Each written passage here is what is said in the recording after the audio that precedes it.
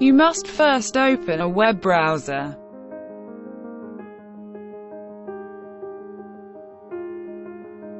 In the address fields, enter the address.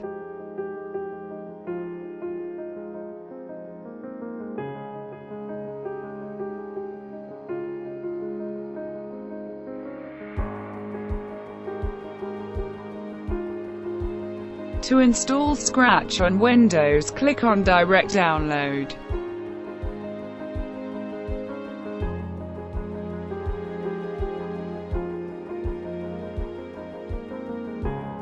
Click on Open.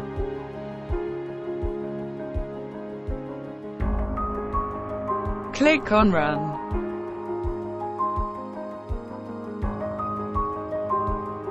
Click on anyone who use this computer, all user. Click on Install.